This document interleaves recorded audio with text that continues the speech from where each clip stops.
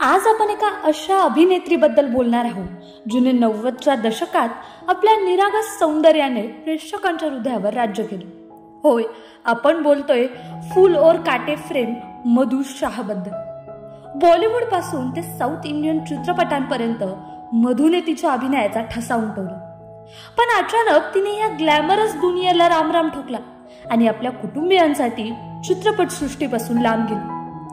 मधु एका फिल्मी वातावरण असलेल्या कुटुंबात जन्माला आली. तिचे वडील हेमा मालिनी यांचे काका होते आणि लहानपणापासूनच मधुला भरतनाट्यमचे प्रशिक्षण देण्यात आले. हेमा मालिनी यांच्यासारखी अभिनेत्री होण्याचा मधुचा निर्धार होता आणि त्यानुसार तिने तिच्या अभिनय कौशल्याने सर्वांची मन जिंकली. 1990 मध्ये मल्याळ चित्रपटातून तिच्या कारकिर्दीची सुरुवात झाली आणि 1991 मध्ये अजय देवगण सोबत फूल और काटे हा तिचा चित्रपट सुपरहिट ठरला. यानंतर दिल जले, यशवंत, पहचान यासारख्या अनेक चित्रपटांनी तिला सुपरस्टार बनवले.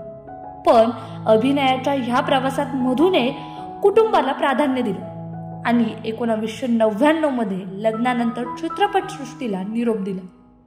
लग्नानंतर काही वर्षातच तिच्या पतीचा व्यवसाय मोठ्या प्रमाणात घाट्यात आला.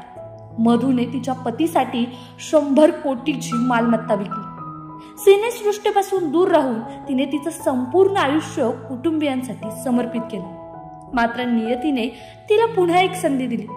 आता मधु पुन्हा एकदा मोठ्या पडद्यावर परतली आहे आणि तीही थेट 200 कोटीचं बजेट असलेल्या साऊथच्या बिग बजेट चित्रपट कनप्पामध्ये मोहनलाल प्रभास, विष्णू मंचू यांच्या सोबत काम करताना मधु ही एक महत्वाची भूमिका साकारणार आहे.